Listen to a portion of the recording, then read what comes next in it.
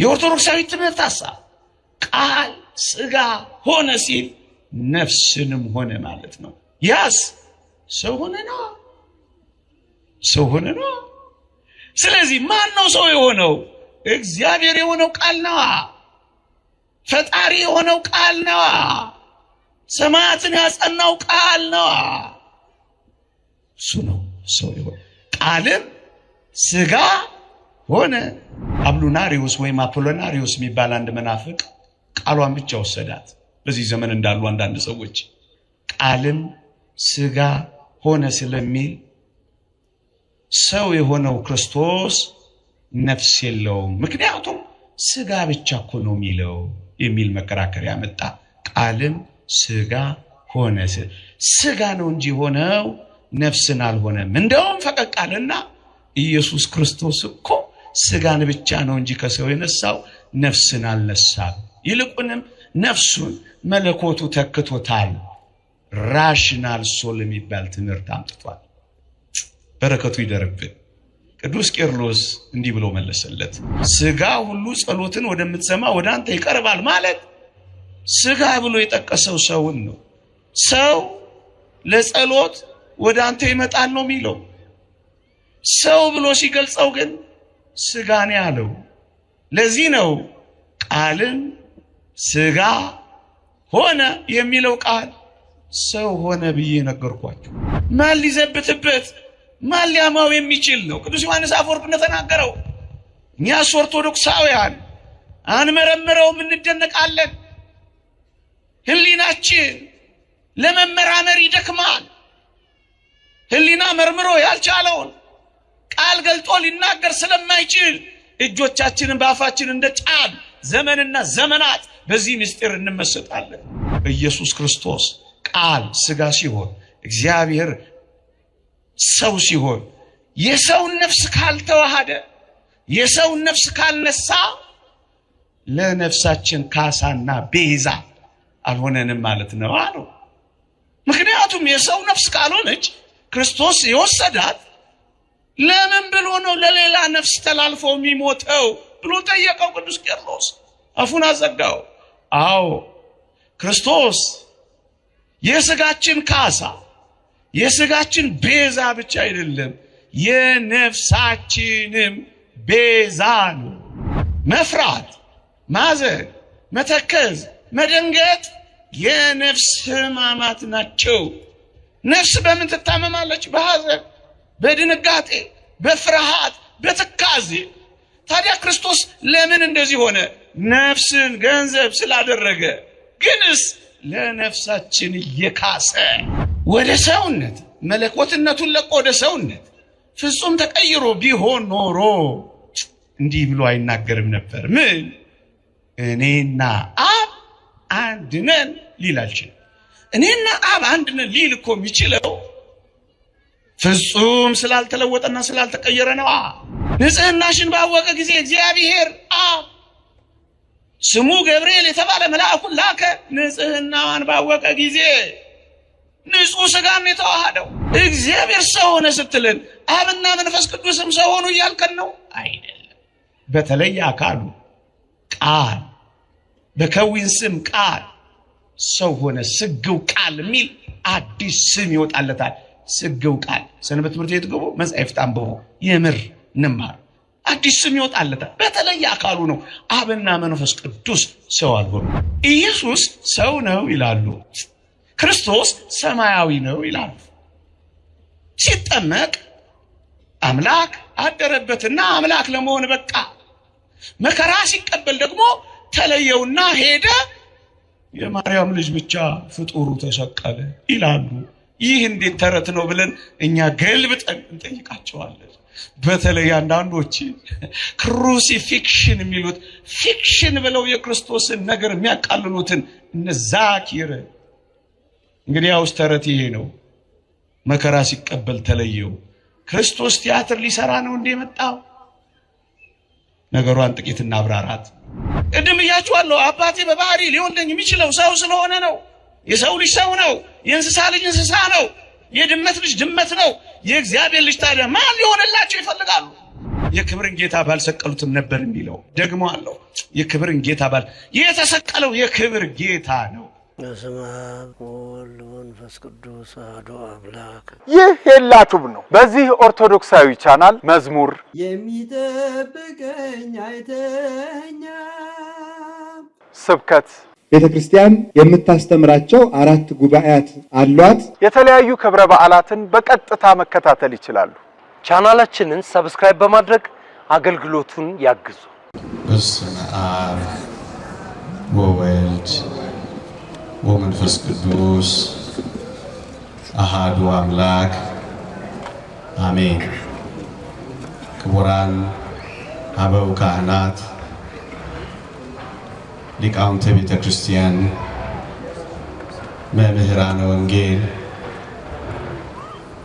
ዘማሪያን፣ የተወደዳችሁ የእግዚአብሔር ቤተሰቦች፣ የእመቤታችን የቅድስት ድንግል ማርያም የአስራት ልጆች፣ የቅዱሳን ወዳጆች በልዑል እግዚአብሔር ስም እንደምን ሰነበታችሁ?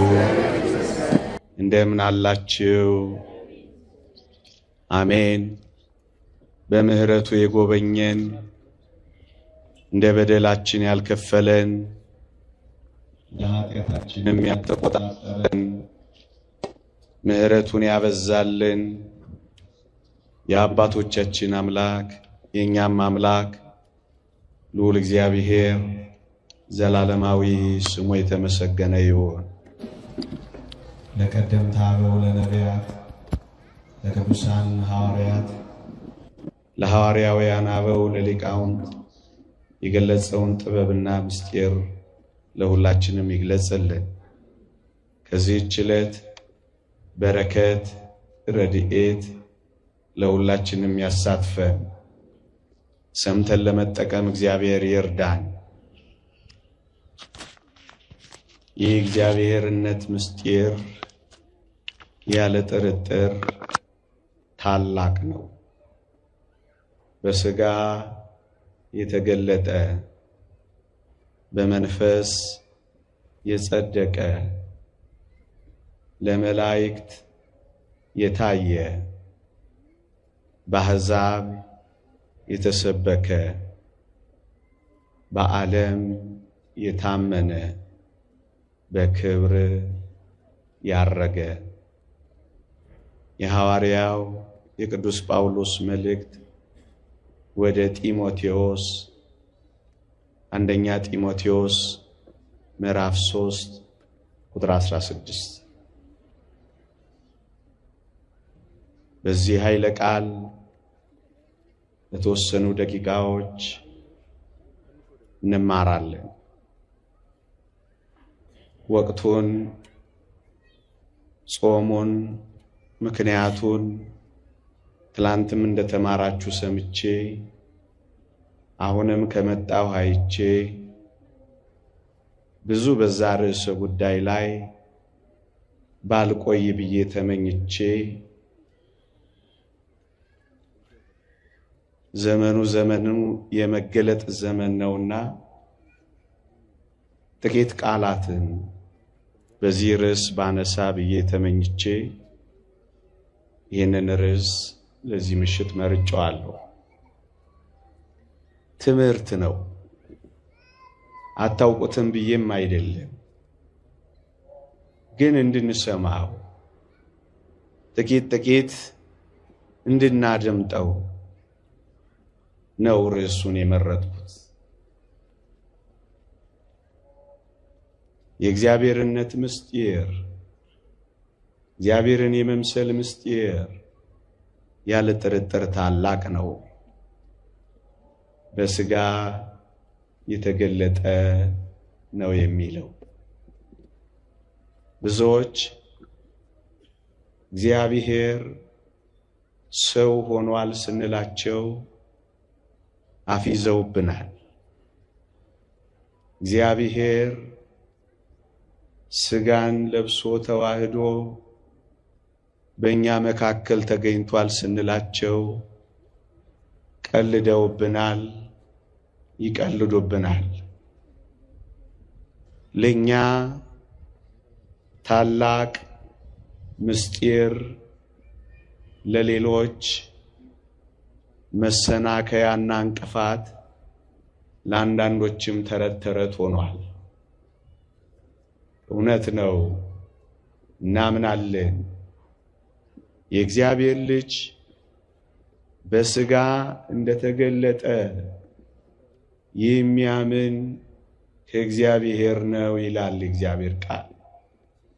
ደግሞ አለው የእግዚአብሔር ልጅ ሥጋን ተዋህዶ በሰው ሥጋ እንደተገለጠ የሚያምን መንፈስ ከእግዚአብሔር ነው ይላል።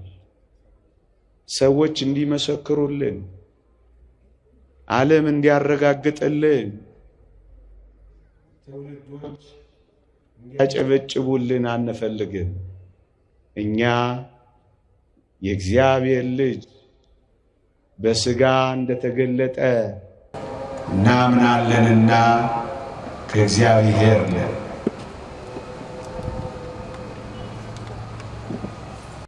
ነገሩን ጥቂት ለማብራራት ያክል አልችለው፣ ሊቃውንቱ ቢገልጹት ያምርባቸዋል።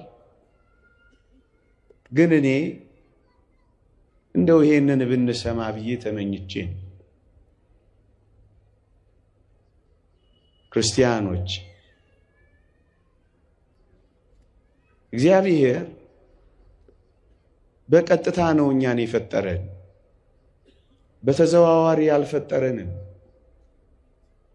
በተዘዋዋሪ ማለት በመላእክት ወይም በቅዱሳን ወይም በሌላ እሱ በሚያውቀው ምክንያት አልፈጠረንም። እኛን የፈጠረን በቀጥታ እግዚአብሔር ነው። በቀጥታ የፈጠረን አምላክ የወደቀውን ዓለም እንደገና ሊያድነው የሚገባ በቀጥታ ነው እንጂ በሌላ በምን ሊያድነው ይገባል? ለዚህ ነው ኦርቶዶክሳዊነት በቀጥታ የፈጠረን እግዚአብሔር ነው በቀጥታ መጥቶ ያዳነን ብላ የምትመሰክረው። የተወደዳችሁ ክርስቲያኖች፣ ዳግመኛም ታስታውሳላችሁ ሞትን ትሞታላችሁ ብሎ የፈረደው እግዚአብሔር ነው። ይህንን ሞት ይህንን ፍርድ ሊያነሳው ሊሽረው በሕይወት ሊቀይረው የሚችለው እግዚአብሔር ብቻ ነው። ሞትን ትሞታላችሁ ያለን እግዚአብሔር ሕይወት ካልሰጠን በቀር ማን ሊሰጠን ይችላል? ለዚህ ነው መጽሐፍ ቅዱሳችን እውነተኛ የሆነውን እናውቅ ዘንድ እውነተኛ በሆነው በእርሱ አለን፣ የእግዚአብሔር ልጅ እንደመጣ እናውቃለን፣ እርሱም ልጁ ኢየሱስ ክርስቶስ ነው፣ እርሱም እውነተኛ አምላክና የዘላለም ሕይወት ነው ይላል። ሞት ላገኘው ሰው ሕይወት ሊሰጠው የሚችለው በባህሪው ሕይወት የሆነ እግዚአብሔር ብቻ ነው። ስለዚህ ሞትን በሕይወት ሊቀይር የሚችለው ከእግዚአብሔር በቀር ማን ነው? ለዚህ ነው እኛ ኦርቶዶክሳውያን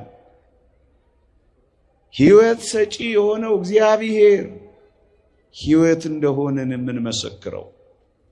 ልብ በሉ፣ እርሱ እውነተኛ አምላክና የዘላለም ሕይወት ነው የሚለው። ሕይወት ነው ሰው ልጅ ያስፈለገው። በሞት ሕይወትን ሊቀይርለት ነው የሚገባው። ሕይወት የሆነው በባህሪ ደግሞ እግዚአብሔር ነው። ለዚህ ነው እኛ እግዚአብሔር ራሱ ነው ሕይወት የሰጠን የምንለው። ታውቃላችሁ፣ በዚህ ዓለም የላይኛው ፍርድ ቤት የፈረደውን ፍርድ የስረኛው ፍርድ ቤት ሽሮት አያውቅ። እግዚአብሔር ሞትን ከፈረደ ይህንን የሞት ፍርድ መላእክትም ቅዱሳንም ሊያነሱት አልቻሉም ነበር። ስለዚህ ሞትን ትሞታላችሁ ያለው ራሱ እግዚአብሔር ሕይወትን ደግሞ ሊሰጠን መጣ። ለዚህ ነው እኛ ኦርቶዶክሳውያን እውነት ነው እግዚአብሔር ሰው ሆኖ በስጋ ተገልጧል ብለን የምናምነው። የተወደዳችሁ ክርስቲያኖች መጽሐፍ ቅዱስ ግን ይሄን ሐሳብ ይናገራል። አዎ በጥቂቱ እነዚህን ሐሳቦች ማሰማት ነው ሐሳቤ። ቀስ ብዬ የምናገረው ትንሽ የተረዳን ከሆነ ብዬ ነው። የዮሐንስ ወንጌል ምዕራፍ 1 ቁጥር 1 እንዲህ ብሎ ይጀምራል። በመጀመሪያው ቃል ነበር፣ ቃልም በእግዚአብሔር ዘንድ ነበር፣ ቃልም እግዚአብሔር ነበር። ሁሉ በእርሱ ሆነ፣ ከሆነው አንዳች እንኳን ያለ እርሱ አልሆነም ይላል። ልብ በሉ፣ ቃል በመጀመሪያው ቃል ነበር፣ ቃልም በእግዚአብሔር ዘንድ ነበረ፣ ቃልም እግዚአብሔር ነበረ ነው የሚለው። እጅግ በጣም በርካታ ምስጢራት ሊቃውንት ቢያወሩት ዓመትና ዓመታት የሚፈጅበት ብርቱ ነጥቦች እዚህ ቃላት ላይ ተሰግስገዋል። እኔ አንዷን ብቻ ይዤ ልንጎች።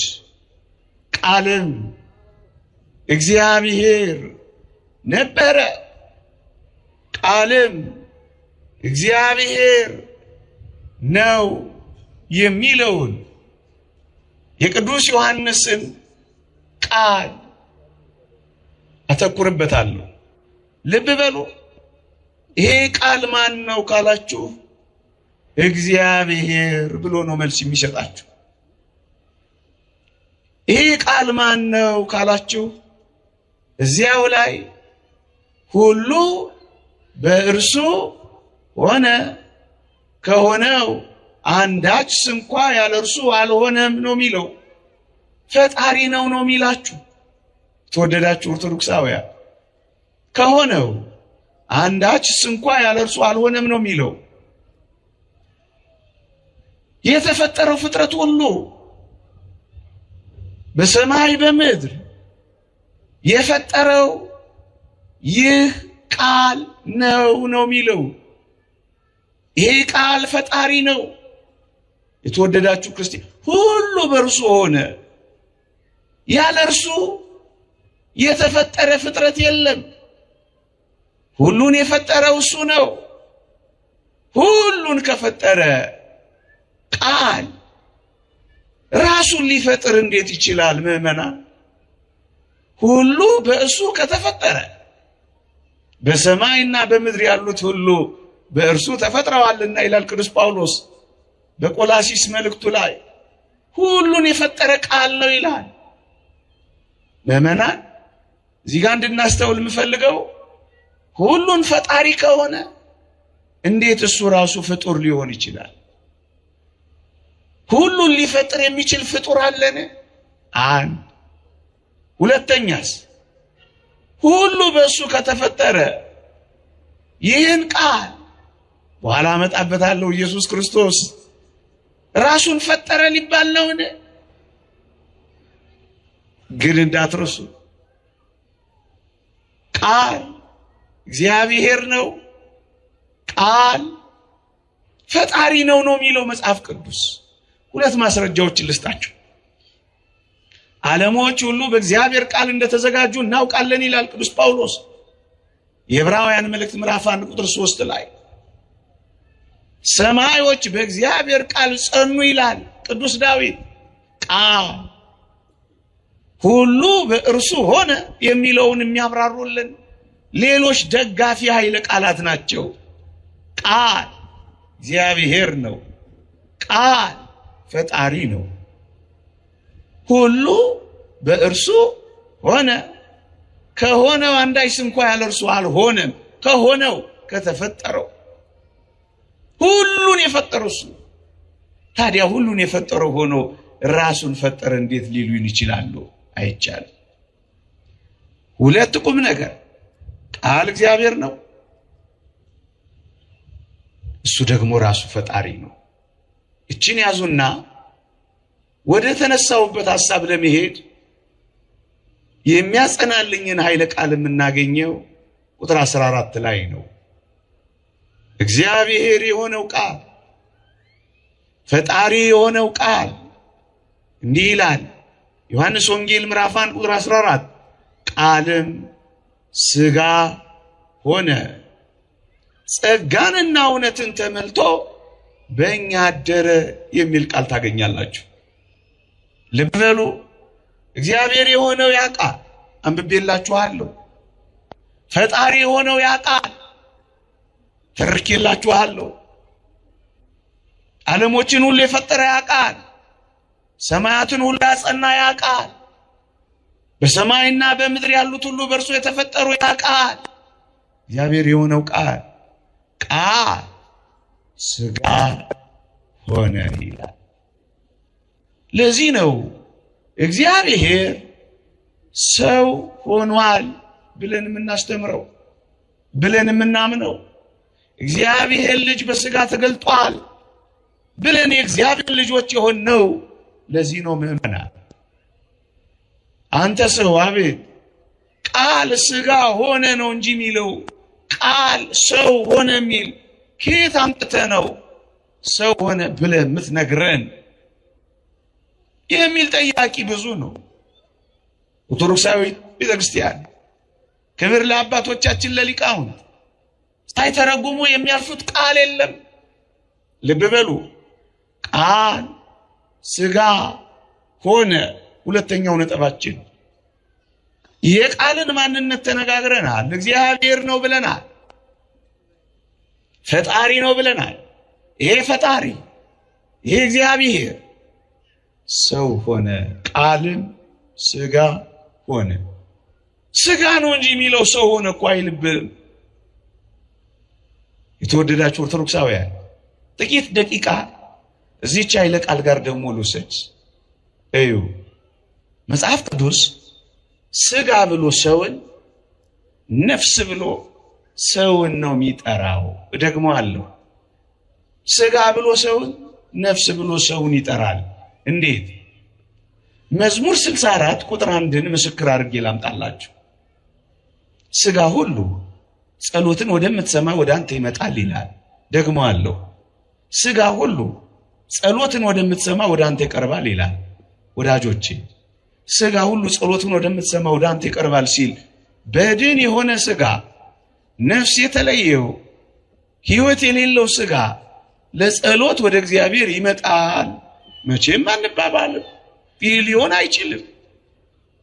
ጸሎት ሊጸልይ የሚችለው ለጸሎትም ወደ እግዚአብሔር የሚገሰግሰው መቼም ሰው ነው። ሥጋ ሁሉ ጸሎትን ወደምትሰማ ወደ አንተ ይቀርባል ማለት ሥጋ ብሎ የጠቀሰው ሰውን ነው። ሰው ለጸሎት ወደ አንተ ይመጣል ነው የሚለው። ሰው ብሎ ሲገልጸው ግን ሥጋ ነው ያለው። ለዚህ ነው ቃልም ሥጋ ሆነ የሚለው ቃል ሰው ሆነ ብዬ ነገርኳችሁ። ማን? እግዚአብሔር። ቃልም እግዚአብሔር ነበር ይላላ። እንዴት ፈጣሪ ሰው ሆነ ትላላችሁ? አታፍሩም ይሉናል። አናፍርም። በወንጌል አናፍርም። በእውነት አናፍርም። በእግዚአብሔር ታላቅ ጥበብ አናፍርም። የተወደዳችሁ ክርስቲያኖች እዩ። አንዳንዶች ትንሽ ነገር እዚህ ውስጥ ላስገባበት እስኪ። አንዳንዶች እግዚአብሔር ይቅር ሊላቸው እየቻለ አዳምንና ሔዋንን ለምንድነው ሰው እስከመሆንና ሥጋ ከመልበስ የምታደክሙት ብለው ይጠይቁናል። እግዚአብሔር ይቅር ብሏቸው ቢያልፋቸው አይሻልም ነበር? ለምን እስከ ሞት? ለምን ስጋን እስከ መልበስ አተጋው? ለምን ይሄን ሁሉ መከራ ታወሩልናላችሁ? ይቅር ሊል እየቻለ ለምን ይሄንን ሁሉ መከራ ተቀበለ? ለምን ይሄንን ሁሉ ሰው እስከ መሆን ደረሰ? ያንዳንዶች ጥያቄ ነው። ይህ ክርስቶስ የተባለ የእግዚአብሔር መለኮታዊ ጥበብ ነው ብለን መልስላቸዋለን። እውነት ነው፣ በይቅርታ ሊያልፋቸው ይችላል። በይቅርታ ቢያልፋቸው ግን ሞትን ትሞታላችሁ ያለው ያ ቅጣት እግዚአብሔር የተናገረው ሳይታመን ሊቀር ነዋ። ይቅርታ አንድ ነገር ሆኖ የእግዚአብሔር ፍርድ፣ የእግዚአብሔር ፍትህ፣ የእግዚአብሔር ርት በምድራችን ላይ ሳትጸና ልትቀር ነዋ። እግዚአብሔር ሳይታመን ሊቀር ነዋ። ስለዚህ እግዚአብሔር እውነት ነው ፍርዱን ፈርዷል። ግን ደግሞ በባህሪው እግዚአብሔር ቸርና ሩሩ ስለሆነ እውነታቸውን ነው ይቅር ሊል ይገባል። ስለዚህ በፍርዱና በይቅርታው መካከል አንድ የእግዚአብሔር ጥበብ ያስፈልጋል። አዩ እግዚአብሔር ይቅር ሳይላቸው እንደፈረደባቸው ቢተው ኖሮ እግዚአብሔር አምላካችን ለአንዳንዶች መዘባበቻ ሆኖ ይቀር ነበር። ምን ተብሎ? እንግዲያውስ እግዚአብሔር የሚባለው ሰውን ለከንቱ የፈጠረው ነውን? ሰውን አያችሁት ለጥፋት ፈጥሮት ሲያበቃ እንዴት እንደተወው ተብሎ እግዚአብሔር ይታማ ነበር። ሐሜቱን እንተው። ለእግዚአብሔር ፍቅር የሆነው ባህሪ ግን የሚስማማ አይደለም ሰውን ዝም ብሎ መተው። ስለዚህ በፍርዱና በይቅርታው መካከል በቅጣቱና በምህረቱ መካከል የእግዚአብሔር መለኮታዊ ጥበብ ክርስቶስ ሆነ። ለዚህ ነው ታላቅ ምስጢር ነው የተባለው። ምን መሆኑ? ሰው ሆነና ሞቱን ተቀበለለት። ሰው ካልሆነ ስለማይሞት የባህሪ አምላክ ነውና እግዚአብሔር ነውና ራሱ ታረቀው፣ ራሱ ይቅር አለው፣ ራሱ አስታረቀው፣ ራሱ መታረቂያ ሆነው። በዚህ ይቅርታውን በዚህ ፍርዱን ሁለቱንም ያለ ተቃርኖ ክርስቶስ ሰው ሆኖ ፈጸመ። ለዚያ ነው ያ እግዚአብሔር ሰው መሆን ያስፈልገው። ይህ ጥበብ ታላቅ ነው። ማን ሊዘብትበት ማን ሊያማው የሚችል ነው? ቅዱስ ዮሐንስ አፈወርቅ እንደተናገረው እኛስ ኦርቶዶክሳውያን አንመረምረውም እንደነቃለን። ህሊናችን ለመመራመር ይደክማል። ህሊና መርምሮ ያልቻለውን ቃል ገልጦ ሊናገር ስለማይችል እጆቻችንን በአፋችን እንደ ጫድ ዘመንና ዘመናት በዚህ ምስጢር እንመሰጣለን። ቃል ስጋ ሆነ። ስጋ ሁሉ ጸሎትን ወደምትሰማ ወደ አንተ ይመጣል። ሰው ስጋ ብሎ ሰውን ነፍስም ሲል ያገኛችሁ እንደሆነ ሰውን ለምሳሌ ሐዋርያት ሥራ ምዕራፍ 7 ቁጥር 14 ላይ ያዕቆብም 75 ነፍስ ሆኖ ወደ ግብጽ ወረደ ይላል። በሞት ስሙ 75 ነፍስ ሆኖ ወደ ግብጽ ወረደ ይላል። 75 ነፍስ ወደ ግብጽ የወረዱት ሰዎች ናቸው። እነዚያን ሰዎች ግን መጽሐፍ ቅዱስ ነፍስ ብሎ ገለጻቸው። ነፍስ ብቻዋን ወደ ግብጽ ልትወርድ አትችልም። የወረዱትም የታወቁ ሰዎች ናቸው። እነሱን ግን መጽሐፍ ምን አላቸው? ነፍስ አላቸው። የኦርቶዶክሳዊ ትምህርት ሐሳብ ቃል ስጋ ሆነ ሲል ነፍስንም ሆነ ማለት ነው። ያስ ሰው ሆነ ነው። ሰው ሆነ ነው። ስለዚህ ማን ነው ሰው የሆነው? እግዚአብሔር የሆነው ቃል ነው። ፈጣሪ የሆነው ቃል ነው። ሰማያትን ያጸናው ቃል ነው። እሱ ነው ሰው የሆነው። ቃልም ስጋ ሆነ፣ ሰው ሆነ። ስለዚህ እግዚአብሔር ሰው ሆኗል። ከዚህ በላይ ምን እናምጣ? ግልጽ ቃል ተቀምጦ ቃልም ሥጋ ሆነ። እቺን ቃል ጥቂት ደቂቃ ልቆይባት አልኳችሁ። በቤተ ክርስቲያን ታሪክ የተነሳ አብሉናሪዮስ ወይም አፖሎናሪዮስ የሚባል አንድ መናፍቅ ቃሏን ብቻ ወሰዳት። በዚህ ዘመን እንዳሉ አንዳንድ ሰዎች ቃልም ሥጋ ሆነ ስለሚል ሰው የሆነው ክርስቶስ ነፍስ የለውም፣ ምክንያቱም ሥጋ ብቻ እኮ ነው የሚለው የሚል መከራከሪያ መጣ። ቃልም ሥጋ ሆነ፣ ሥጋ ነው እንጂ ሆነው ነፍስን አልሆነም። እንደውም ፈቀቅ አለና ኢየሱስ ክርስቶስ እኮ ሥጋን ብቻ ነው እንጂ ከሰው የነሳው ነፍስን አልነሳም፣ ይልቁንም ነፍሱን መለኮቱ ተክቶታል። ራሽናል ሶል የሚባል ትምህርት አምጥቷል።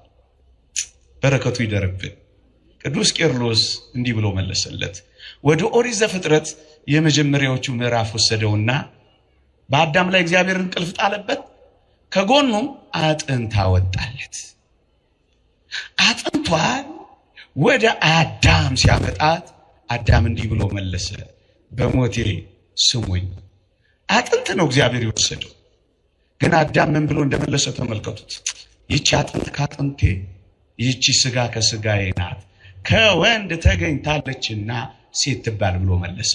ወዳጆቼ አጥንት ብቻ አይደል ያወጣው? አዳም እኮ ሊል የሚገባው ይቺ አጥንት ከአጥንቴ ናት፣ አበቃ። ሥጋ እስኪ ታመጣች፣ ለምን ጨመረበት? ቅዱስ ቄርሎስ እግዚአብሔር አጥንት ብቻ ወሰደ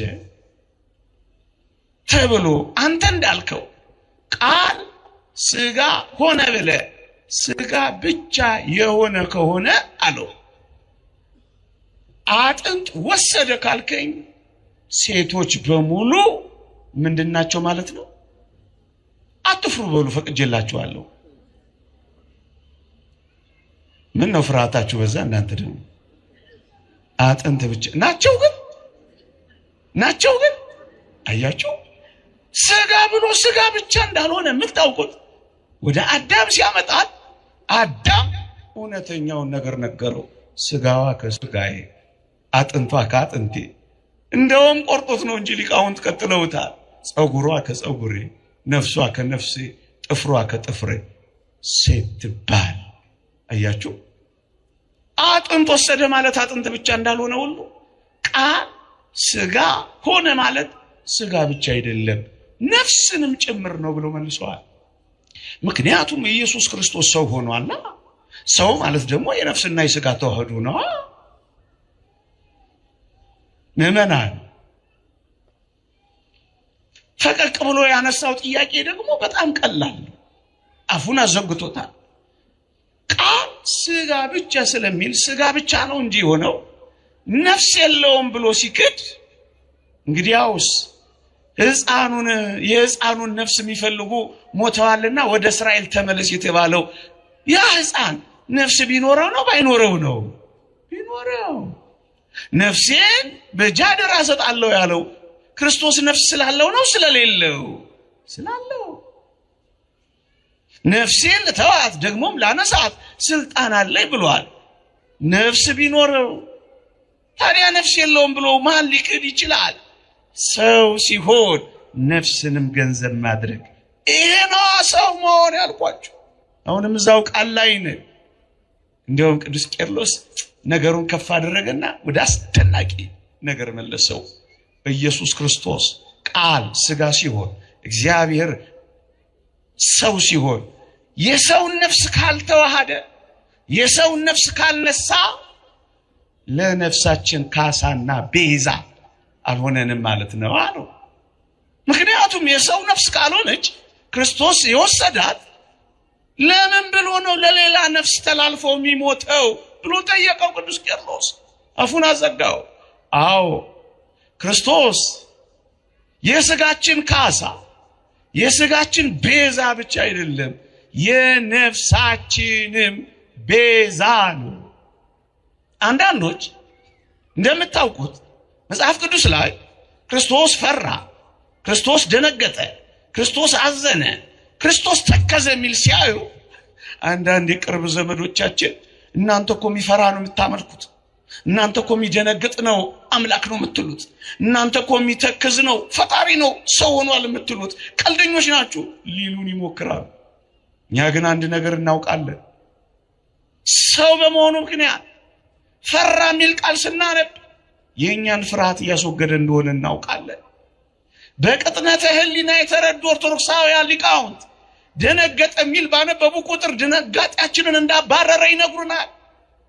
ሐዘናችንን እንደተወገደ ይነግሩናል። ለዚህ ነው እነዚህ ቃላት ለክርስቶስ ተጠቅሰው ብናያቸው ብለው ያብራሩልናል። መፍራት፣ ማዘን፣ መተከዝ፣ መደንገጥ የነፍስ ሕማማት ናቸው። ነፍስ በምን ትታመማለች? በሐዘን፣ በድንጋጤ፣ በፍርሃት፣ በትካዜ። ታዲያ ክርስቶስ ለምን እንደዚህ ሆነ? ነፍስን ገንዘብ ስላደረገ። ግንስ ለነፍሳችን እየካሰ በመቸንከሩ፣ በመገረፉ፣ በመቁሰሉ ስጋችን ካሰ። የስጋችን ብቻ አይደለም ብያችኋለሁ፣ የነፍሳችንም ቤዛ ሆነ። ለዚህ ነው እነዚህ ቃላት የተጠቀሱት፣ ነፍሳችንንም ጭምር ካሳ። ክርስቶስ የወሰደው የሰው ልጆች ነፍስ ካልሆነ በቀር ነፍሳችን እንዴት ወደ እረኛ ወደ ነፍሳችሁ እረኛ ተመልሳችኋል እንዴት ልንባል እንችላለን? የነፍሳችን እረኛ እኮ ነፍሳችንን ከወህኒ ከሲኦል ያወጣት ነው። በወህኒ ለነበሩት ነፍሳት ሄዶ ሰበከላችሁ የተባለው ነፍስ ስለተዋህደው አይደለምን? ፉርሽ አደረገው። ስለዚህ ቃል ሥጋ ሆነ፣ እንድገመው፣ ነፍስንም ሆነ፣ ሰው ሆነ፣ ሰው ሆነ፣ ሰው ሆነ። ሌላ ጥያቄ፣ ሌላ ሐሳብ መቼም አልቅበት ያለ አንተ አቤት። መጽሐፍ ቅዱስ እኮ የሚለው ሥጋ ሆነ ነው የሚለው። ስለዚህ የሰው ሥጋ ይሁን የእንስሳ ሥጋ ይሁን የጅግራ ሥጋ ይሁን የቆቅ ሥጋ ይሁን አይታወቅም። እና ምን አምጥተህ ነው የሰው ሥጋ የምትለኝ? ባይኳ አይጠፋ ማለም ስንት አይነት ጉዳይ አላት መሰላችሁ? ክብር ለሊቃውንቶቻችን። እኛ ግን ፈቀቅ ብለን እናነባለን። ቃልም ሥጋ ሆነ ካለ በኋላ ጸጋንና እውነትን ተመልቶ በእኛ አደረ። በእኛ ምንድን ነው? ሰው ነዋ። ሰብአዊ ባህሪን መዋሃዱን ያወቅነው በእኛ ሲልና የእንስሳ ሥጋ አይደለ፣ የጅግራ ሥጋ አይደለ፣ የቆቅ ሥጋ አይደለ፣ የሰው ሥጋ። ወመጻም ዘራ ዳዊት በሥጋ ሰብ፣ ከዳዊት ዘር በሥጋ ስለተወለደ ሮሜ መልእክት ምዕራፍ 1 ቁጥር 3 ከዳዊት ዘር የሚወለደው ሰው ነው። አባቴ በባህሪ ሰው ስለሆነ እኔ ዝንጀሮ ልሆን አልችልም። ሰው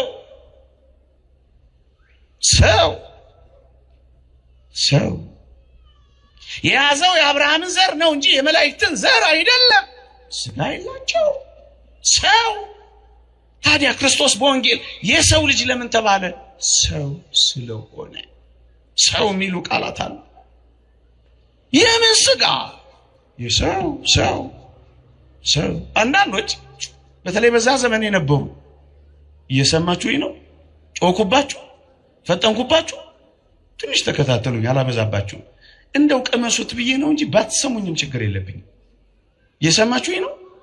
እንደው አልተናገሩም እንዳንባል፣ አልሰማንም እንዳትሉ ነው እንጂ በተለይ ተለቅ ያላችሁት እንደው አለፍ ገደም እያላችሁ ከሰማችሁኝ ባትሰሙኝም ችግር የለብኝም።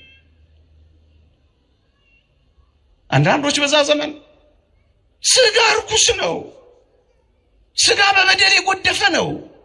ታዲያ እንዴት ነው ንጹሕ የሆነ እግዚአብሔር ሥጋን ተዋህደ ሰው ሆነ የምትሉት?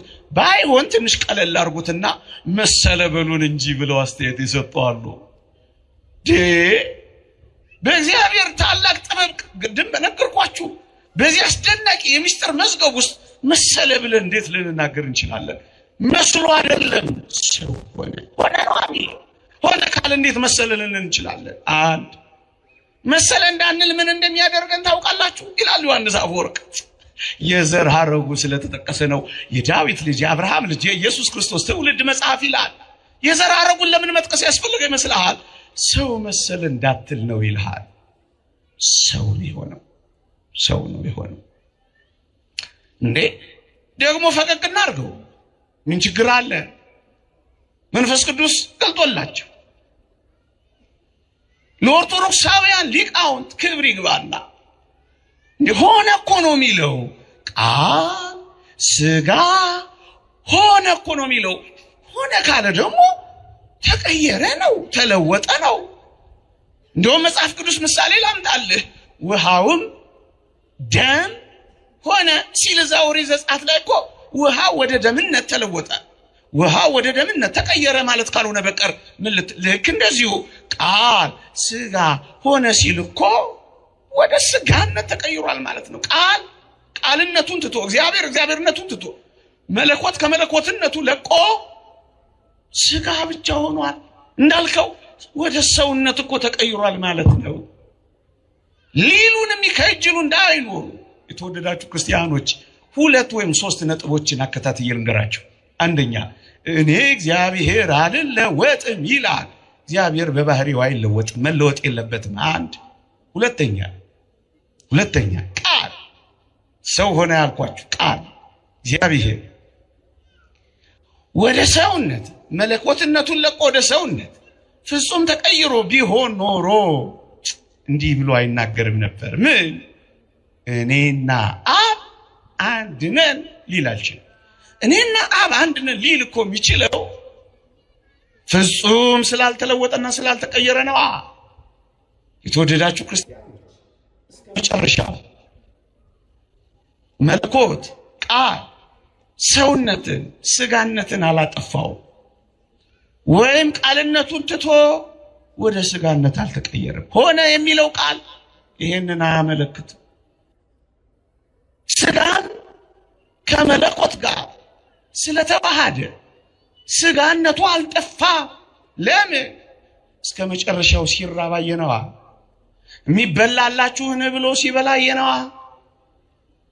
መስቀል ላይ ጠማኝ ሲል አየነዋ። አያቸው።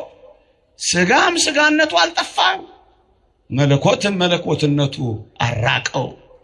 ይሄ ምን ይባላል? በመገናዘብ ይላሉ። ትንሽ ጉዳዩ ጠለቅ ሊል ስለሚችል ነካ አድርጌ አልፈዋለሁ። መለኮት መለኮትነቱ እንዳለ እንደተጠበቀ በተአቅቦ ይላሉ። በመጠባበቅ ሥጋም ሥጋ እንደሆነ በመጠባበቅ በመገናዘብ ነው ቃል ሰው የሆነው። ይሄንን መገናዘብ ኮሚኒኬሽን ኦፍ አትሪቢዩትስ ይሉታል ፈረንጆቹ። ኦርቶዶክሳውያን ሊቃውንት ደግሞ መገናዘብ። ስለዚህ ሆነ ሲል ተቀየረ ማለት አይደለም። ሆነ ሲል እንደውም ኢትዮጵያውያን ሊቃውንት አስደናቂ ቃል ይናገራሉ። ትንሽ ፈቀቅ ብለው ያነቡና ምን ይላል? ቃልም ሥጋ ሆነ ጸጋንና እውነትን ተመልቶ በእኛ አደረ ይል የለ። ሆነ ብለን ተቀየረ እንዳንል አደረ የሚል ቃል ተቀምጧል በሞት የሱ። እንዴት ይደንቃሉ እነዚህ ሊቃውንት! ሆነ ብለን ተቀየረ እንዳንል ጠጋ ይልና አደረ ይላል። አደረበት እንዳንል ደግሞ ሆነ ይላል። እናስ ሆነና አደረ እንደ አለቃና እንደ ጠበቃ መዋሃዱን ነው የሚያሳዩን ብለው ይመልሳሉ። የተወደዳችሁ ክርስቲያኖች ብዙ እንዳላቆያችሁ ጥቂት ነገሮችን ቀስ ብዬ እንጨምርላችሁ። ወደ ሌላ ሐሳብ ደግሞ እንለፍ። አንዳንዶች እግዚአብሔር ሰው ሆነ ማለት እኮ ከባህሪው ዝቅ ማድረግ ነው፣ ባህሪውንም እኮ ማጉደፍ ነው። ወርዶ ሰው እስከ መሆን ድረስ ከደረሰ ያንን ባህሪውን አጎደፈ ልትሉን አይደለም ወይ? ባህሪውን ዝቅ አደረገ እያላችሁ አይደለም ወይ ብለው ደግሞ የሚጠይቁን አሉ። አይደለም። የተወደዳችሁ ክርስቲያኖች እስኪ ቀና ብላችሁ ፀሐይን እዩዋት። ፀሐይ ቦታዋን ሳትለቅ ደግሞም ሳትናወጥ ደግሞም ሳትለወጥ በጨረሯ ወደ ምድር ትመጣለች። ፀሐይ ደህናና የተበላሸ ቦታ ታርፋለች። ፀሐይ ንጹህና የቆሸሸ ቦታ ላይ ታርፋለች። ፀሐይ ታዲያ ቆሻሻ ቦታ ስላረፈች ፀሐይ ቆሸሸች ብሎ እስከዛሬ ተነግሮ የሚያውቃለ? የለም በፍጹም። ልክ እንደዚህ ነው እግዚአብሔር ሰውም ሲሆን ራሱን ያጎደፈና ከባህሪው ዝቅ ያለ አይደለም። ተውት። እቤታችሁ ያለው መብራት ቆሻሻ ላይ ሲያርፍ መብራቱ ቆሻሻ እንደማይሆን እግዚአብሔር ከዚህ የነጻ ነው ወገኖቼ። የተወደዳችሁ ክርስቲያኖች በጥንቱ ዘመን እግዚአብሔር በተለያየ መንገድና ጎዳና ለአባቶቻችን ተገልጧል። በሲና በረሃ ለሙሴ ነበልባል ከሐመልማል ሐመልማል ከነበልባል፣ ቅድም ያልኳችሁ ነበልባሉ ሐመልማሉን ሳያቃጥለው ሐመልማሉ ነበልባሉን ሳያጠፋው ግን ተዋህደው አንዱ አንዱን ሳይቀይረው፣ ቅድም ያልኳችሁ ስጋ ከመለኮት መለኮት ከስጋ ሳይጠፋፋ ሳይለዋወጥ እንዳየነው ልክ እንደዚህ በሲና ተራራ በጸጳጦስ ተገልጦ እግዚአብሔር ለአባቶቻችን ተናግሮ ከነበረ ያን ጊዜ እግዚአብሔር ከባህሪው ዝቅ እንዳላለ በሐመልማል አይደለም በከበረው ስጋ ሲገለጥ እግዚአብሔር እንዴት ባህሪው ዝቅ ሊል ይችላል? አንድ ሁለተኛ እግዚአብሔር ሰው ሲሆን የጎደፈን ሰውነት አይደለም የተዋሃደው። አባ ሕርያቆስ በቅዳሴው እንደተናገረው ንጽህናሽን ባወቀ ጊዜ እግዚአብሔር አብ ስሙ ገብርኤል የተባለ መልአኩን ላከ። ንጽህናዋን ባወቀ ጊዜ ንጹህ ስጋን የተዋሃደው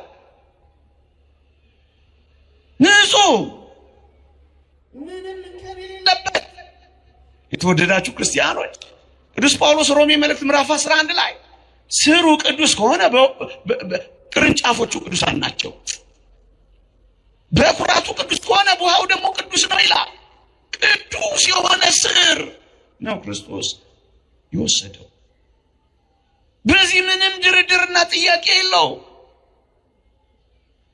ድንግል ማርያም ሔዋን መጀመሪያ የነበራትን ንጽህና ገንዘብ ያደረገች ናት። እንደውም አንድ ሊቅ ምን ይላል? ሔዋን ሳትበድል በፊት እመቤታችን ሳትጸንሰው በፊት እኩል ነበሩ ይላል። ሔዋን በመበደሏ ረከሰች፣ ወደቀች።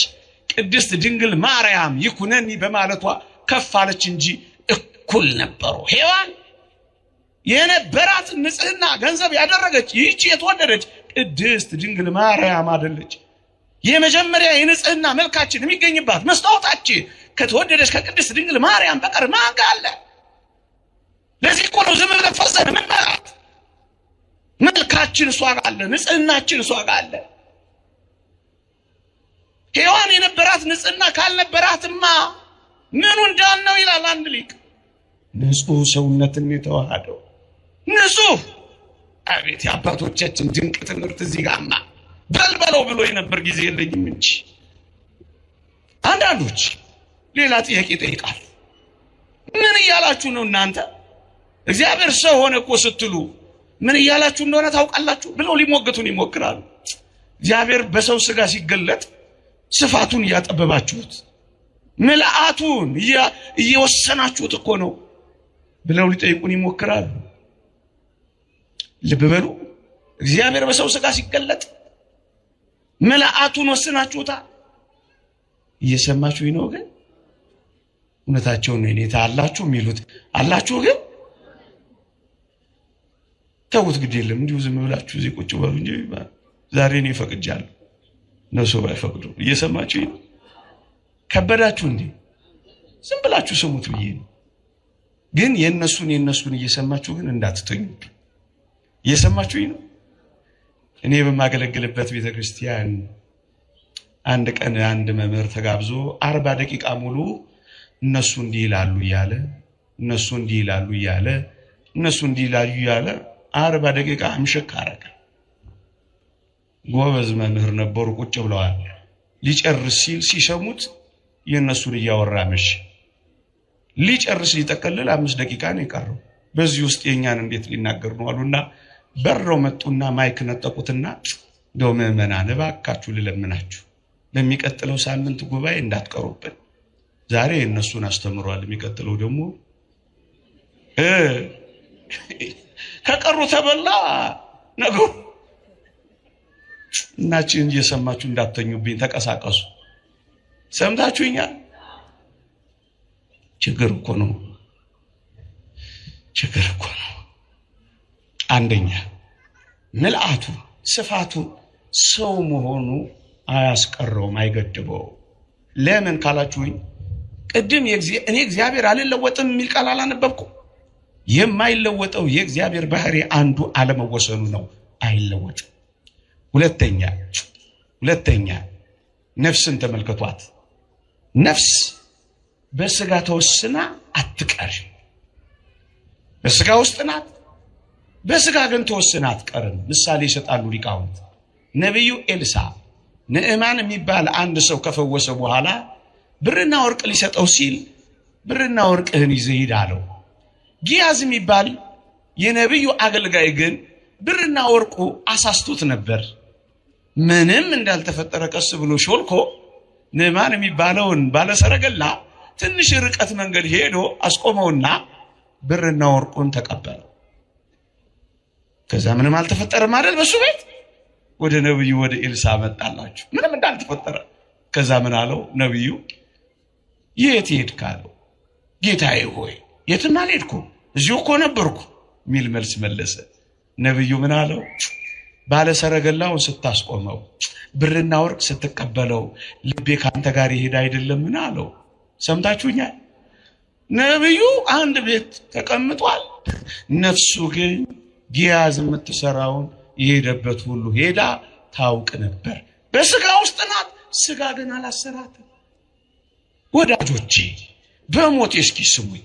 እነዚህ ቅዱሳን፣ እነዚህ ሰማዕታት፣ እነዚህ ንጹሃን የተወደዳችሁ ክርስቲያኖች ምድር ላይ ቆሙ። የሰማዩን ዙፋን ያዩ ነበር? አያዩም ነበር? ያያሉ። ነቢዩ ኢሳይያስን ተመልከቱት። እግዚአብሔርን ከፍ ባለ ዙፋን ላይ አየሁት አለ። ወዮ ዓይኖቼ የሰራዊት ጌታ እግዚአብሔርን አይተዋልና ሞትኩ አለ። ምድር ላይ ሆኖ ሰማይ ሰማያትን ያያሉ። ነቢዩ ሕዝቅኤልም እንደዚሁ ወዳጆቼ ምድር ላይ ቆመው ሰማይ ሰማያት ተከፍቶ ያንን ምስጢር ካዩ፣ ድል ካደረጉ፣ ከከበሩ፣ ከእግዚአብሔር ጋር መኖር ከቻሉ በኋላ ወደ ምድር ማየት አይችሉም፣ አያውቁ እንዴ? በሚያንሰው ህይወት ውስጥ እየኖሩ የሚበልጠውን ዓለም ካዩ፣ በሚበልጠው ዓለም ውስጥ እየኖሩ የሚያንሰውን ዓለም አይጎበኙም እኮ። የክርስትና ትምህርት አይደለም አንዳንዶች የሚያስተምሩት። አያውቁም፣ አያዩም፣ አይሰሙም፣ አይለሙም። ውሸት ነው። በክርስቶስ ልብ የሚያስብ ሰው ምንም እውቀት የለውም። በቃ ውሸት ነው። እነሱ የሚሉት ውሸት ነው። እኔ ግን የፈለኩት ጉዳይ ነፍስ በስጋ ተወስና እንደማትቀር እንዴ። ፀሐይ 3 ኩነት አላት፣ ክበብ አላት፣ ብርሃን አላት፣ ሙቀት አላት። 3 መሆን ቋንቋው እንዳይከብዳችሁ መሆን ከዊን ይሉታል አባቶቻችን። ብርሃን መሆን፣ ክበብ መሆን፣ ሙቀት መሆን አላት። ብርሃኑ ግን በክበቡ ተወስኖ አይቀርም ወገኖቼ። ልክ እንደዚሁ መለኮት ከስጋ ጋር ሲዋሃድ በስጋ የሚወሰን አይደለም። በጣም ብዙ የእግዚአብሔርን ቃላት ማስረጃ መስጠት ይቻላል። የበለጠ ግን አንድ ጥሩ ምሳሌ ማቅረብ ይቻላል። እዚህ እኔና እናንተ የማናየው እዚህ ከባቢ አየር ላይ እዚህ አየር ላይ ዌቭ ሞገድ አለ። ከባቢው አየር ላይ ማናየው ማንሰማው ሞገድ አለ። ይሄ ሞገድ በሳይንሳዊ መንገድ ቴሌቪዥን ውስጥ ይገባና ምስል ይሰጣል፣ ሬዲዮ ውስጥ ይገባና ድምጽ ይሆናል። ወገኖቼ ግን አንድ ጥያቄ ልጠይቃችሁ። ይሄ ከባቢ አየር ማናየው ማንሰማው እዛ ገብቶ ምስልም ሲሆን ቴሌቪዥን ውስጥ ድምጽም ሲሆን ሬዲዮን ውስጥ ሊቃውንት የሰጡን ምሳሌ ነው። በከባቢው አየር ላይ የለም ማለት ነው አይደለም? አለ። እዚያ በሰው ቅርጽ ስላየ ነው፣ ምስል ሰጥቶ ስላየ ነው በከባቢው አየር ላይ ጠፋ ማለት ነው አይደለም? በቴሌቪዥኑ ተወሰነ ማለት ነው አይደለም? ልክ እንደዚሁ እግዚአብሔር ሰው ሲሆን መልአቱ ሰው መሆኑ አያስቀረው፣ ስፋቱንም አጠበው፣ ከክብሩም ዝቅ አደረገው። የተወደዳችሁ ክርስቲያኖች እግዚአብሔር በዙፋኑ ለመላእክት የተገለጠ አልነበረምን? በዙፋኑ ሲገለጥ እግዚአብሔር ከባህሪው ዝቅ ካላለና ዙፋኑ እግዚአብሔርን ካልወሰነው ሰው ሲሆን ነው እንደ እግዚአብሔር ይወስነዋል የሚሉት አይደለም። ሌላ ጥያቄ ምን ይሄ በጥያቄ ዛሬ የሆነ እኮ ትምህርት ቤት አስመሰልከው እንዳትሉ። እግዚአብሔር ሰው ሆነ ስትልን አብና መንፈስ ቅዱስም ሰው ሆኑ እያልከን ነው አይደለም። በተለይ አካሉ ቃል በከዊን ስም ቃል ሰው ሆነ ስግው ቃል የሚል አዲስ ስም ይወጣለታል። ስግው ቃል ሰንበት ትምህርት ቤት ገቡ መጻሕፍት አንብቡ የምር እንማር።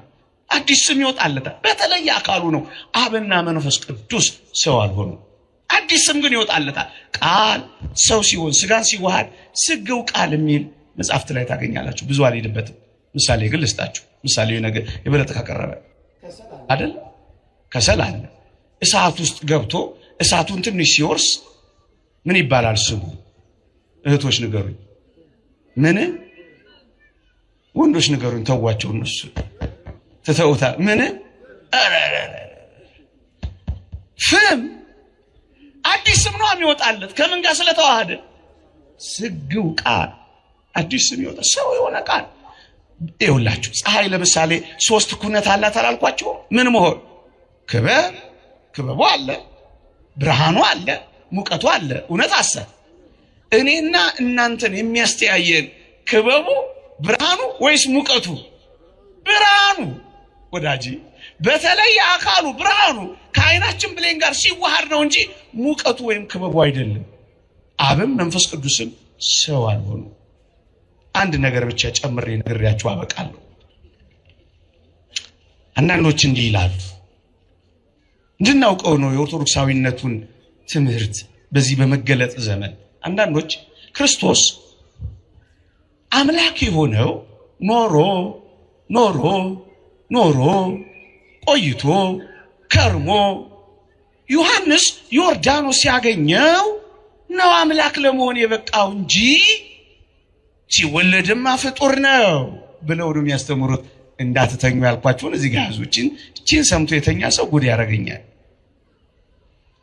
እነሱ ነው የሚሉት ኢየሱስ ሰው ነው ይላሉ፣ ክርስቶስ ሰማያዊ ነው ይላሉ። ሲጠመቅ አምላክ አደረበትና አምላክ ለመሆን በቃ። መከራ ሲቀበል ደግሞ ተለየውና ሄደ። የማርያም ልጅ ብቻ ፍጡሩ ተሰቀለ ይላሉ። ይህ እንዴት ተረት ነው ብለን እኛ ገልብጠን እንጠይቃቸዋለን። በተለይ አንዳንዶች ክሩሲፊክሽን የሚሉት ፊክሽን ብለው የክርስቶስን ነገር የሚያቃልሉትን እነዛ ኪር እንግዲህ ያውስ ተረት ይሄ ነው። መከራ ሲቀበል ተለየው። ክርስቶስ ቲያትር ሊሰራ ነው እንደ መጣው። ነገሯን ጥቂት እናብራራት። ዝም ብዬ ለኮፍ አድርጌ ብቶ ወንጀል ነው። የተወደዳችሁ ክርስቲያኖች ኖሮ አምላክ የሆነ አይደለም። እነሱ እንደሚሉት ሲጠመቅ ያደረበት አይደለም። በሞቴ ሲሆን ገና በትንቢት ብናየው፣ አዎ ሕፃን ተወልዶልናል፣ ወንድ ልጅም ተሰጥቶናል፣ አለቅነትም በጫንቃው ላይ ይሆናል፣ ስሙም ድንቅ መካር፣ ኃያል አምላክ፣ የዘላለም አባት ይባላል የተባለው ሕፃኑ ማን ነው? ኃያል አምላክ ነው። ኖሮ ከርሞ 30 ዓመት ሲሞላው አምላክ ለመሆን የበቃ አይደለም። ሕፃኑ ኃያል አምላክ ስለ ሕፃኑ ብቻ ለምን ነግራችኋለሁ? ጽንስ ውስጥ ያለውንስ እሱንስ መጎብኘት አያስፈልግም? ማን ነበር ድንግል ማርያም የጸነሰችው? ማን ነበር ድንግል ማርያም የወለደችው? እነሱ እንደሚሉት ኢየሱስ ፍጡር ብቻ ነው። እነሱ እንደሚሉት ሎቱ ስብሐት ክብር ይግባው እንዲህ ይላል። መንፈስ ቅዱስ ያደረባት አዛውንቷ ቅድስት ኤልሳቤጥ የተወደደች ቅድስት ድንግል ማርያም ለአጽድቆተ ነገር ወደ እሷ ቤት በሄደች ጊዜ የጮኸችው ጩኸት ላሰማችሁ። የጌታዬ እናት ወደ እኔ ትመጣ ዘንድ እንዴት ይሆንልኛል? የጌታዬ እናት። ዝም ብለው ሊቃውንት የሚያልፉት ይመስልሃል? በፍጹም ያነበቡትን ሁሉ ሳይተረጉሙ አልፉ። ጌታ የባህሪ ጌታ ጌታዬን የእግር መረገጫ እስካደርግልህ ድረስ በቀኝ ተቀመጥ ያለው ምንድን ነው? ጌታ አብ፣ ጌታ ወልድ፣ ጌታ የባህሪ አምላክ ነው።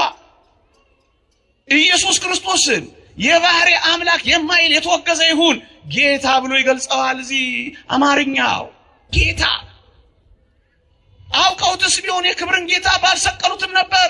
የክብር ጌታ የክብር ንጉሥ ይግባ። መኑ እቱ ዘንቱ የክብር ንጉሥ ማን ነው? እግዚአብሔር። የቱ? ክርስቶስ ጌታ። የጌታዬ እናት በማይጸን ያለው የባህሪ ጌታ ነው ወዳጅ። ከርሞ 30 ዓመት ሲሞላው አምላክ ለመሆን የበቃ አይደለም። ለዚህ እኮ ነው የተወደደች ቅድስት ድንግል ማርያምም ሁሉም ሊቃውንት ተሰብስበው እመ አምላክ ወላዲተ አምላክ ያሏት። በእውነት በእውነት በእውነት ይህ ሃይማኖታችን ነው ኦርቶዶክሳውያን። ከዚህ ፈቀቅ አንልም። የልዑል ልጅም ይባላል ብሎ አይደል ያበሰራት? የልዑል ልጅ ማለት ዝም ብለን እንድናልፈው ትፈልጋለህ? አይደለም። የእግዚአብሔር ልጅ እንደመጣ እውነተኛ የሆነውን እናውቅ ዘንድ ልቦናን እንደሰጠን እናውቃለን። እርሱም ልጁ ኢየሱስ ክርስቶስ ነው። የልዑል ልጅ ማን ነው? ኢየሱስ ክርስቶስ ነው። እሱ ማን ነው? የእግዚአብሔር ልጅ ነው። የእግዚአብሔር ልጅ ማን ነው? እግዚአብሔር ነው። እንዴ ቅድም እያችኋለሁ። አባቴ በባህሪ ሊወልደኝ የሚችለው ሰው ስለሆነ ነው። የሰው ልጅ ሰው ነው። የእንስሳ ልጅ እንስሳ ነው። የድመት ልጅ ድመት ነው። የእግዚአብሔር ልጅ ታዲያ ማን ሊሆንላቸው ይፈልጋሉ? ማን ሊሆንላቸው? እግዚአብሔር። ስሙም እግዚአብሔር ጽድቃችን ተብሎ ይጠራል ይላል ነብዩ ኤርምያስ። እግዚአብሔር ጽድቃችን የተወለደው የልዑል ልጅም ይባላል። አይሁድ ለምን የተበሳጩ ይመስላችኋል? ይቅርታ እየጮኩባችሁ መጣው መሰለኝ። ይቅርታ። አይሁድ ለምን እንደተበሳጩና እንደገደሉ ታውቃላችሁ? ምን አሉ? ራሱን ከእግዚአብሔር ጋር አስተካክሎ አባቴ ነው ስላለ ነው የምንገለው አሉልህ። ክርስቶስ ልጅ አብ አባቱ መሆኑ እኩል መሆኑ ገብቷቸዋል። እግዚአብሔር ነኝ እያለ እንደሆነ ተረድቷቸዋል። አንዳንዶች ናቸው ያልተረዳቸው። ልጅ አባት እግዚአብሔር ነው። የተወደዳችሁ ክርስቲያኖች ሰብአ ሰገል ለማን የሰገዱት እስኪ ንገሩኝ? ለፍጡር ሰገዱ ልትሉ ነው? ኢየሱስ ብቻ ፍጡር ብቻ ተወለደ የሚሉን ከሆነ እንግዲህ ያው ሰብአ ሰገል የሰገዱት አምልኮ ጣዖት ነው በሉና። ለባህሪ አምላክ የሰገዱ ስግደት የሰጡ ስጦታ ካልሆነ በቀር እና ለማን ነው ይሄን ሁሉ ያስደነቀው? የተወደዳችሁ ክርስቲያኖች አንዳንዶች ሲጠመቅ አይደል አደረበት የሚሉት፣ ሲጠመቅ ቆይቶ አምላክ ሆነ እንዳይሉ በጣም ግሩማን የሆኑ የመጽሐፍ ቅዱስ ቃላትን በሞቴ ላሰማችሁ ሳልተነትነው ሳላብራራው። ቅዱስ ዮሐንስ መጥምቅ በጣም የሚገርም ነው። ምን ብለው ያስቡ ነበር? ሰሞኑን እንደተማራችሁ ተስፋ አደርጋለሁ። ዮሐንስ መጥምቅ በረሃን የኖረው ክርስቶስ ቤት ውስጥ ነው የኖረው። ዮሐንስ መጥምቅ የግመል ጠጉር ልብስ ለብሶ ነው የኖረው። ክርስቶስ ልብስ ለብሶ ነው የኖረው። ቅዱስ ኤፍሬም በግመል ጠጉሩ ይመሰጣል። በጋችን ኢየሱስ ክርስቶስ ስላልተሸለተ እኮ ነው አሁን የግመል ጠጉር ያደረገው ይላሉ። አዎ ገና ነው። በምድረ በዳ ነው የኖረው። የግመል ጠጉር ነው የሚበላው። የበረሃ ማርና አንበጣ ነው። ክርስቶስ ደግሞ እዛ የበላ እየጠጣ ነው የተገለጠው። ስለዚህ ዮሐንስ ነው እንጂ የሚበልጠው ኢየሱስ ምንድነው ብለዋል። ለዚህ ምስክር የሚፈሩትን መጥምቀ መለኮት ቅዱስ ዮሐንስ ያመጣል እና ምን አለው? የጫማውን ጠፍር ልፈታ የማይገባኝ አይለው። ምን ማለት ነው? እንኳን ጫማውን ጠፍሩን መንካት አንችልም አላ ወዳጄ። ታዲያ አምላክነቱን የባህሪ ጌትነቱን ከመጠመቁ በፊት ካልገለጠ በቀር ሌላ ምንድነው? ከኔ የሚበረታ አለልህ ደግሞ ልጨምርልህ ከኔ በፊት የነበረ አላ እንዴ ይበልጠዋል እኮ በ6 ወር ከኔ በፊት የነበረ ቀዳማዊ ነው እንጂ የመጣው አለልህ እንዳይሰናከሉ። ዘመዱ ነው ለዘመዱ አድልቶ እንዳይባል እያንዳንዷን በጥር አድርጎ መንሾ በእጁ ነው አለልህ። በዚህ ትደነቃለህ? እንደናንተ ሊጠመቅ ሲመጣ ወዳጆቼ በሞቴችኝ ስሙኝ፣ ሊጠመቅ ሲመጣ እንደናንተ እንዳታረጉት። ለንስሐ ስርየት የመጣ አይደለም አለና ጮክ ብሎ ነዋበ ግዑዝ እግዚአብሔር ዘያትቱ ያሴስል ኃጢአት አለ። ያለምን ኃጢአት የሚያስተሰርይ የእግዚአብሔር በግ ነው ብሎ ጠቆማቸው፣ አመለከታቸው። ታዲያ እንዴት ነው ሲጠመቅ ነው ያደረበት ሊሉት የሚችሉት? ኋላ ቆይቶ እንዴ በደሙ መፍሰስ ስርየት የሚሰጥ ባለስልጣኑ እንደሆነ አታዩ? ምን ይሄ ብቻ ይደንቃችኋል? መጽሐፍ ቅዱስን አንብቡት። እዚህ ዮሐንስ ወንጌል ጌታችን የተጠመቀበትን አንብቡት። ማቴዎስ ወንጌል ምዕራፍ 3ን አንብቡት። ምንድነው የሚለው? ሁሉም ሲጠመቁ ውሃ ውስጥ ይቆዩ ነበረ። ስለ ክርስቶስ ሲጽፍ ግን ከውሃ ወዲያ ወጣ ነው የሚለው። ዝም ብሎ የተጻፈ ይመስላል። ኦርቶዶክሳውያን ሊቃውንት ዝም ብሎ የሚያልፉት ነገር የለም ያልኩ ይሄንን ነው። ከውሃ ወዲያው የወጣው ኢየሱስ ክርስቶስ ሊናዘዝና ንስሐ ለመግባት አይደለም የመጣው፣ ውሃዋን ሊባርካት ነው። ነድ ለማይ ከበቦ ውሃዋን ሊያስጨንቃት ነው አይመጣው። አሁን ከዚህ በኋላ ተወደዳችሁ ክርስቲያኖች፣ ማን ለውሃ ይገዛል? ማን ለውሃ ይደፋል? ማን ለባህር አማልክት ይሰዋል? ማን ውሃን አምላክ ይላል? አንቺ ዮርዳኖስ የሸሸሽ ምን ሆነሽ ነው ተብላ ተጠይቃለች። የውሆች አምላክ ስለተገለጠ ነው። እያንዳንዷን እኮ ነው ያረመው። ማን በፀሐይ ያመልካል? ፀሐይ ጨልማለች። ማን ለከዋክብት ይደፋል? ከዋክብት ረግፈዋል። ማን ለሙታን መንፈስና ለመቃብር ይገዛል? ሙታን ተነስተዋል።